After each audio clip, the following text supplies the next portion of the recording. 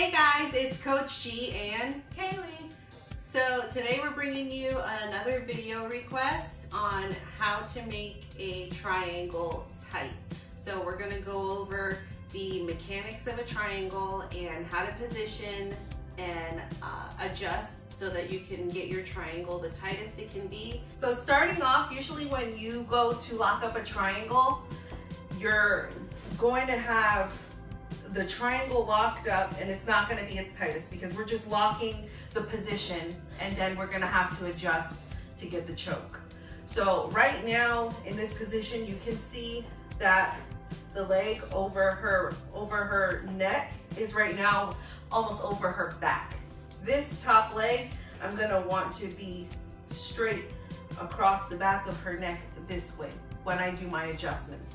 But when we first lock it up, we're just locking it up right here, right? So I like to lock up the triangle with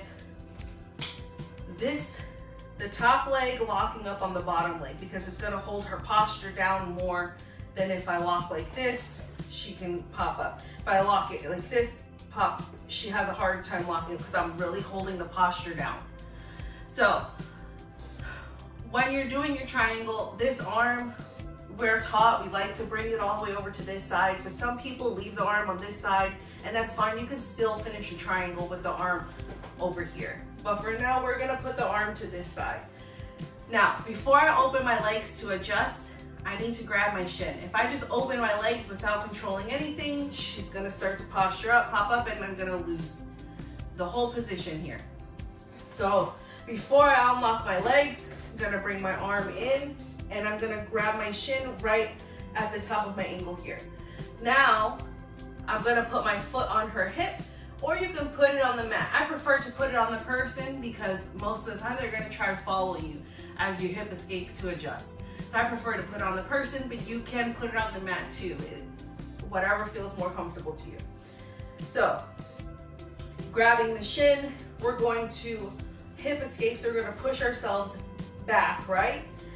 And I want to adjust so that this leg is more straight over the back of her neck. So I'm going to hip escape this way, bringing that angle, okay? So I want to make sure too that this part of my leg is as close as it can be to this side of her neck, okay?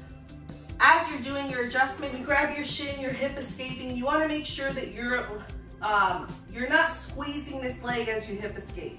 As long as I'm holding the leg, I have control of her. She's not gonna really be able to get out of here, okay?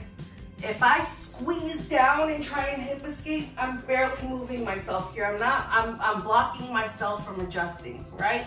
So I wanna leave this top leg a little loose. As long as I hold, I'm fine, so that as I hip escape, it's moving enough to adjust and then lock up, right? Once I finish the adjustment there, I lock back up again. Now, some people lock up where they could still see the shoulder here, right? The tightest way that you're gonna get it here is if I lock up over her shoulder. I wanna hide her shoulder completely, okay? Wanna point my toes up. I don't wanna point like this, up. This one toes down. Now, if I can, I'm turning. I got it, sorry, she tapped. So without Kaylee there for a second, we're here in this position, right? Her head and her arm is in this area. So the goal is when you're doing a choke, you're making the choking area as small as it can be to get the choke as tight as it can be. So if I have my legs locked up like this and I'm just trying to squeeze here, that area doesn't change much, right? So I'm going to turn, and the idea is as I squeeze, I'm trying to bring my knees together like this. So with her head and arm in this area, I lock up after the adjustment. I go here, I turn my leg like this a little bit, and I start trying to pinch my knees together, making this area as small as it can be, and that's how you're gonna get it tight and get your choke. So, okay, so this position here, let's say we're here, I bring up here, I go to adjust, I'm gonna grab my shin, hip escape, so I make that little adjustment there. Remember, this leg's gonna go over her shoulder, hide the shoulder, lock it up tight, bringing the shoelace of my foot right behind my kneecap, turn my knee in, and try and squeeze my knees together, okay? If you have a really big person and it's hard, they have big, broad shoulders, you can come to the outside. You okay? Yeah, I'm trying to do that first. You can come to the outside, grab both your knees, and start pushing your legs together to help that. You can also, to make it tight, somebody that's not tapping right away, you're gonna scoop under this leg, right? Keep your leg over there. Don't bring it to me. You're gonna scoop under the leg and pull yourself more to the side. You see how it creates more of an angle, and I can really pinch. You get into this position, most of the time, as soon as you get here, the person that's being triangled is gonna try to start to stack you, right? Because when I do the triangle, I want my hips on the mat, okay? I can't really get the adjustment or anything from here with my hips high. So what I need to do from here is start shoulder walking back, right?